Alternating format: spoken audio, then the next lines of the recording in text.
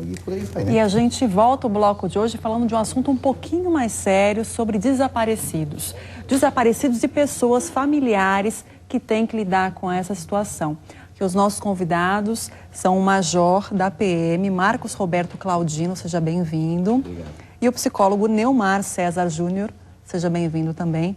Começar com o Major. Major, o senhor lançou um livro que fala justamente disso. A gente vai pedir para o pessoal gravar depois. O nome do livro, Mortos Sem Sepultura, é isso? Então, o que a gente trata nesse livro são todas as problemáticas que existem do desaparecimento. Tratamos, claro, um pouco mais do que a gente está acostumado, a gente como protagonista da segurança pública para a tratativa do problema, que ainda existe muito preconceito relacionado a alguns casos de desaparecimento, principalmente aqueles dos adultos, as fugas do lar.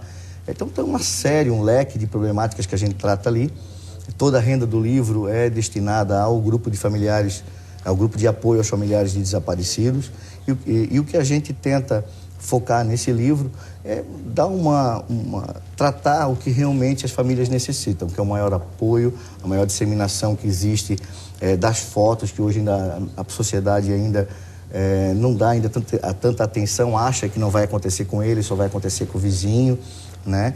E também o que a gente foca muito são na prevenção, que a gente pode fazer para se prevenir isso. Tanto que são 200 mil desaparecidos todos os anos no Brasil, 40 mil são crianças e adolescentes. Só em Santa Catarina são 3 mil registros todos os anos e a maioria são crianças e adolescentes. Então a gente trata nesse livro não só contar as histórias dessas famílias desesperadas, angustiadas, que estão morrendo a conta-gota todos os dias pela falta do ente querido, mas também destinar um pouco do que os órgãos de segurança devem fazer, o que a sociedade pode ajudar e desde já até parabenizando que a mídia também, né, pode também destinar esses espaços exemplares como você está fazendo agora e sua equipe, para que a gente possa falar sobre esse assunto tão problemático, atual e latente na sociedade. Como é que surgiu a ideia desse livro? Você ainda é coordenador do SOS Desaparecidos, né? Isso. Esse trabalho todo, a partir daí é que surgiu o livro, é isso? Na verdade a gente começou a escrever já desde 2009, né? Em 2011 escrevi um trabalho acadêmico, científico relacionado a ele e eu senti a necessidade de ir até para poder dar uma resposta adequada a essa problemática, focando nesse atendimento que a Polícia Militar poderia fazer em atender essas situações. Tentei ver as histórias das famílias, né, as angústias delas, o que elas esperavam da polícia, o que elas esperavam da sociedade, do poder público. E foi aonde a gente se apaixonou pelo tema, onde a gente conheceu o drama delas. Eu sempre digo, essa farda, ela foi muitas vezes lavada pelo desespero dessas mães, muitas vezes também lavada por alegria, que a gente conseguiu ajudar elas. Então, depois de conhecer essa realidade, a gente não tem como dar um passo atrás, recuar em vivenciar isso todos os dias. A gente ser grato pela família, por aquilo que a gente tem, profissionalmente, pessoalmente. E, claro, tentar da melhor forma possível atuar de uma maneira dentro da possibilidade que a gente tem de dar uma boa resposta à sociedade, a esse problema e trazer essas famílias para junto da gente, para a gente não só trabalhar a parte policial, mas fazer também o encaminhamento psicossocial dessas famílias. Pedir um pouquinho a palavra do Neumar. Neumar, me chamou a atenção o título do livro que a gente estava conversando antes da entrevista, né? Mortos Sem Sepultura. Você falou muito do luto, né? Que essas pessoas não têm esse luto, né? Eu lembrei muito disso. Como superar isso? É importante ter esse luto? Queria que você falasse um pouquinho disso que a gente estava conversando. Beatriz, é muito importante porque no caso dessas famílias, né, eles têm a perda e essa perda precisa ser representada, ela precisa ser concretizada. Então, o infortúnio de alguém que desapareceu. Nós já não estamos acostumados na sociedade que nós vivemos de lidarmos saudavelmente com as perdas. A perda nos remete muitas vezes a uma derrota. O desaparecido é aquele que sumiu. Eu tenho grandes chances de não vê-lo mais. Para que eu não arraste essa dor até a minha eternidade, é necessário que eu represente essa perda que eu tive. Desculpa. Então, em muitas vezes, é importante dar um tempo até para que a própria segurança pública possa iniciar o trabalho dela de busca, mas saudavelmente não esperarmos por muito tempo, porque esse ente querido poderá não mais voltar, né? Então, é importante fazer a elaboração do luto. Isso aí vai de muito caso de família para família e a relação que se tinha com esse ente desaparecido. Então, uns 4, 5 meses, aguardar por uma resposta. Mas depois, já começar a se preparar para que se saiba, né, que esse ente não voltará mais. Então, começar a guardar as roupas, os pertences, fazer um sepultamento simbólico, né? Até para que essa dor não se transforme em um sofrimento, né? E se arraste. A pessoa até passa, como o Major mesmo falou, nós estávamos conversando antes, né? Tem pessoas que já não vivem mais, né? Elas não têm mais aquela vontade, não têm mais aquele ânimo, perderam o sentido. O Major colocou que o primeiro grupo formado antes do SOS, o senhor era o único que não tinha desaparecido, é isso? Isso, e a gente vivenciando, eu estava conversando já, tentando encaixar também a sua pergunta para ele, assim, o que a gente vivencia, vou dar exemplo, há momentos como agora que a gente está passando, como a Páscoa. Então, momentos festivos para essas famílias são verdadeiras torturas. Aquele momento, eu sou de uma família bem humilde, então a gente, por mais humilde que era, mas no Natal, na Páscoa, no Ano Novo, a gente se reunia, tinha aquele momento junto com a família, um momento mais alegre, né? Por mais humilde que a gente fosse. E já essas mães, é o contrário. Momentos como o Dia das Mães, Páscoa, aniversários, são verdadeiras torturas para essas famílias. Nós temos casos, eu tenho muito costume de entrevistar e de estar sempre junto delas. Nós temos até uma tradição que se criou no nosso grupo, junto com as mães, onde quando é o aniversário de uma mãe, a gente tenta reunir ali o grupinho e ir até a casa dessa mãe. A gente tenta, não são todos os casos, aqueles mais íntimos que a gente tem, a gente vai para tentar que a pessoa tenha aquele momento. São aí também está junto mães que sofrem o mesmo problema que ela, para tentar criar uma outra situação. Mas a gente tem relatos, até eu estava conversando com ele, de entrevista de crianças, no caso que tem outros filhos, aquele filho desapareceu, os filhos que estão, por não entender a complexidade disso, eles chegam a ter inveja daquele desaparecido, porque toda a atenção da família, a mãe só fala naquilo, a mãe só fica com o retrato daquele filho que desaparecido, então a própria criança não tem noção daquilo, acaba tendo até querendo ser aquela pessoa. Então é muito complexo, não tem a experiência, né, do nobre colega, mas essa vivência que eu estou junto com elas nos traz assim, a dualidade, né? A alegria às vezes de poder ajudar um pouco, mas também às vezes a gente ser um pouco inoperante de dar um pouco de apoio nessas situações que a gente não tem profissionalismo para poder atender. Então, por isso que complementa muito, né? A gente não só dá uma resposta ao problema, mas também realizar o encaminhamento psicossocial para essas famílias. Neomar, essa é uma das saídas, formar um grupo. Você estava falando que a maioria das mães que têm filhos desaparecidos acaba criando uma ONG, formando um grupo. A pessoa tem que se ocupar e tem que reverter essa energia para outra coisa. Isso, acaba acontecendo isso. A elaboração do luto saudável que nós chamamos, né? Que é quando ela consegue seguir a sua vida, né? Mesmo com aquela perda, ela consegue se ressignificar. Então, ela continua sendo ela mesma, mesmo sem aquele ente querido. Porque diante das nossas relações, eu acabo sendo eu enquanto Neomar, tendo outros papéis. Eu sou pai. Então, eu sou o pai da Beatriz e o pai da Pietra. No momento que possa ocorrer alguma coisa entre elas, isso aí mexe no meu perfil de pai. Então, muitas vezes, o que ocorre é que certos pais e certas mães não se percebem mais pai ou mãe porque não tem mais o filho. Então, justamente o que o Major estava compartilhando aqui conosco, muitas pessoas conseguem lidar com essa dor sendo úteis para a sociedade.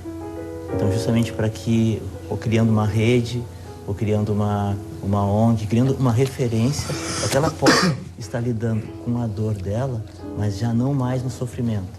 E eu até queria aproveitar, se me permite, eu trabalho há bastante tempo com isso, e a maioria das pessoas que convivem com a gente são as mães. As mães são, eu até peço assim, né, eu não sei o porquê, mas os pais reagem diferente. As mães são as que são mais fortes, que mais lutam, choram, são mais sensíveis, sofrem aparentemente mais, né, mas são elas que mais ficam com a gente do que os pais. Se mobiliza, isso. Tem alguma... Desculpa dar uma explicação, já. Entrevistar, mas por que, né, isso acontece tanto? Porque a mulher é tão forte, né? E às vezes o homem rapidamente ele parece que passa por cima desse sofrimento mais rápido do que as mulheres. Sim, uma das questões é justamente a possibilidade de expressar os sentimentos, né? O nosso gênero masculino, não é dado muito esse direito de chorarmos, de exteriorizarmos a nossa dor. As mulheres também pela causa da maternidade e da maternagem, né? Então elas são as cuidadoras. Obrigado. Né? O primeiro presente que uma menina ganha, ou a maioria das vezes uma menina ganha, é uma boneca. E o exercício dela é cuidar da boneca. Então essa questão do cuidado, né, por um recorte social, é muito delegado à mulher. Né? E já nós, os homens, é a proteção e a manutenção da casa. Né? Então, muitas vezes a gente fica num outro cenário, né? Enquanto as mulheres tomam essa iniciativa, né, de montar ONGs e serem representantes da sua dor e da dor alheia, e os homens ficam num outro papel. Né? O que não quer dizer que o pai não esteja sofrendo também, né? Mas de outra forma, não está externando Exatamente. isso. Exatamente, ele pode ser o suporte dela. Até foi brilhante essa pergunta, para poder mostrar que muitas vezes nós estamos vendo na sociedade as mulheres avante, mas em casa elas também têm o respaldo do marido, que padece da mesma dor. Então não entra aí uma guerra dos sexos, né? Muito pelo contrário, entra aí o que a gente espera de uma família, que é a união. E o que o Major estava comentando, que muitas vezes, como a atenção fica para aquele que não está mais, aquele que se faz presente passa a se perceber um invisível. Então, puxa, se eu sumisse, eu talvez fosse lembrado tanto quanto esse meu irmão ou meu parente que desapareceu. Por isso, a importância de se ter uma rede e também um acompanhamento psicossocial. Não só da mãe, mas também toda a família mesmo. Toda a família. Tem um reflexo realmente, a gente vê mesmo, até pessoas que a gente não tem tanto contato no grupo, né? Aquele grupo que a gente tem no dia a dia, mas quando a gente vai num evento na casa de um ou na casa de outro, né? Que a gente tem esse costume, essa proximidade, intimidade com várias famílias, que até alguns que a gente não conhecia, a gente vê como só naquele primeiro contato com a família toda, a gente vê como o reflexo não é só naquele que está com a gente na labuta do dia a dia para encontrar o ente querido, mas tem um respaldo ali. Tem todo o seio social, todo o seio familiar ali, sofre junto, acompanha, mesmo à distância, mesmo não participando às vezes das ações, eles sofrem também e estão juntos nessa luta. Sobre o livro, Major, o livro ele foi lançado já, tem também relatos de mães dessa tua passagem, da caminhada, na verdade, que ainda faz parte do SOS. E tem também outros dados históricos, é isso? Tem. O livro, então, ele tem aquela parte toda, né, explicativa do que é o problema, toda a parte sociológica, antropológica do problema do desaparecimento, mas ele tem as histórias desses casos que a gente tem mais proximidade. Ele conta também o drama que foi Santa Catarina. Nós estamos agora falando da campanha da fraternidade, que é sobre o tráfico humano, agora desse ano. E nos anos 80 e 90, Santa Catarina e a região sul foi assolada pelo tráfico de pessoas para adoção ilegal.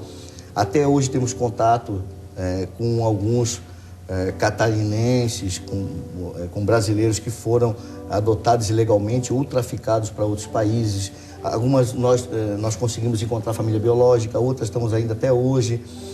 Tem toda também ali, nós temos, até estava mostrando para ele, a problemática que tem em alguns casos específicos de desaparecimento, no caso do trabalho escravo, nós temos vários relatos em Santa Catarina, então não é algo longe da gente não, né? Aqui na Erva Mate, em Tuporanga teve problema também.